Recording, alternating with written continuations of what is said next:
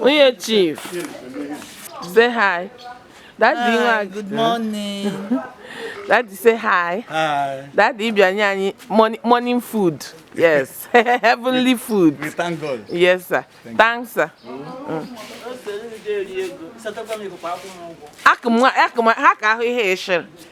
Madam Ego #1. Mom, you know on my YouTube. Makagen, this is morning, yeah? I'm hiding myself. Mommy, where's? Hi. Darling children of God, I'm now in my home. Yes. We are all blessed in Jesus' name. Amen. Mama. Guys, now near mom, you know, that's now mom, you will change the voice. Somebody is hiding. And I want to show that person. But let me pity her. Our last born turned our senior. Onya. She's hiding. But don't worry. You guys are quick gonna see her. Hello, beauties. Good morning. So, it is a vlog. Yeah. I just want to carry you guys along and show you our little village morning routine. Currently, I'm in the village, of course, you all know, and we are spending 3 days here. So if you want to see how our morning routine goes in the village, please make sure to keep on watching.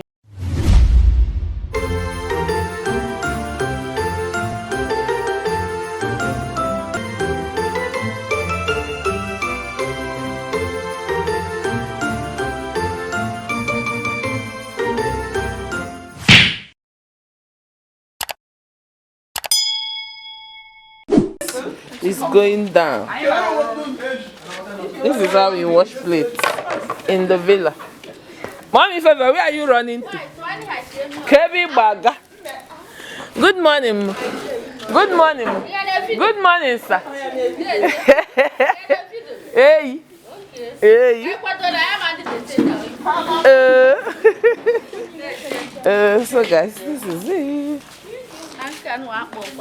Getting ready to boil hot water. Continue running, I will catch you. Mesa, say hi. Hi, good morning. Guys, this is our backyard. Good morning now. I am the senior sister by size. By size. Mrs. Wood. I'm senior this one. By size. Huh? But she's senior by size. Don't worry, she's gonna properly say hi. Oma, you want to sweep? Oma, Baba, naked. Hey, YouTuber is running. Okay, guys, so let me go and paste. Let's go and paste.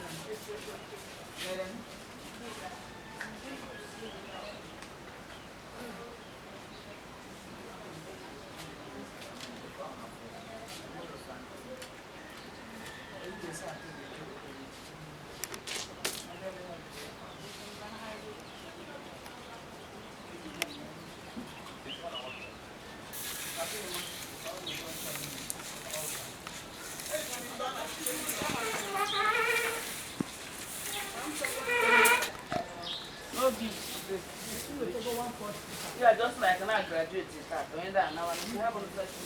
Lect, que quando o Deji nas aí water Deji. My YouTube people seeing you.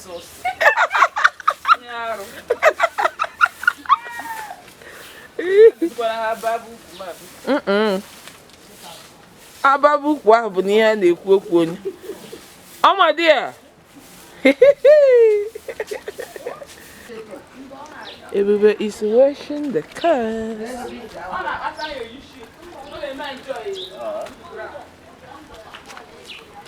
Okay. Ebu, say hi. Hello. How are you guys doing? Yeah, all right. It's all right. Handsome boy. Well done. Okay, man. We chief, now that's a call. Go and look for what to do. I'm going to thank you, man. I'm in a village.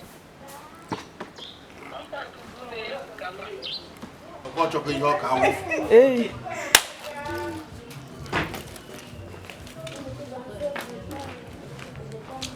International man na agba. Village life never leaves the body. No matter anything. You got that?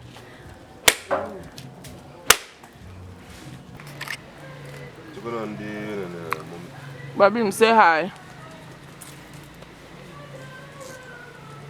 Hi. Village life. Yes, sir. I know village life. Fam, this is how it is done in the villa. Check it. Up with a level. Negotiate your boy. He have up a 9 mile, number 1. Up and good.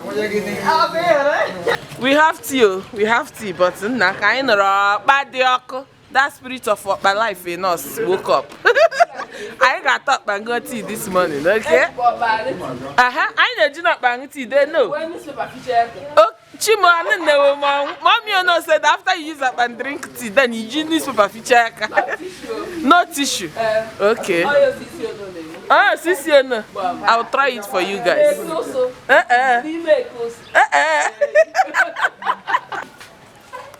About the no go area.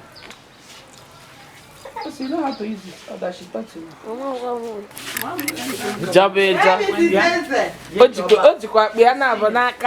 Dimu can love village life. My husband they were a village. Dimu were a village. Oka is all filled with una. Moto. When you come to Mapaka village. Village life. Yes, this is for the kids. This is tea. Ali Wayankan.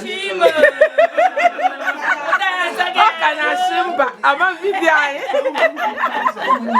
Ali Wayankan. I am not so good. Guys, come and join us and dine. Yeah. It's a local delicacy. One of the best you can find. A big tea. Oh, trust me, open better. John Tina. I just Chibama carry bread. You want that? This is our chef. And stop telling you that. You want to guy? Oshimba Naria. Only man calls. Eat at one no some na bread. You can bread and you can warm. I say it's going to be a little bit. Ah, chef.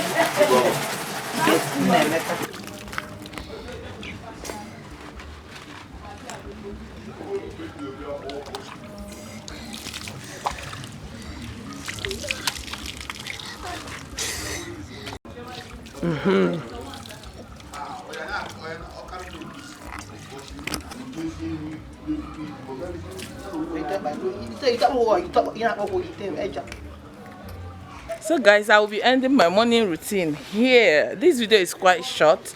Manage it like that, okay? Don't forget to subscribe, share, comment, all those good things that we do, okay? And I'm still your babe, Lily Pops TV. I sign up. Bye.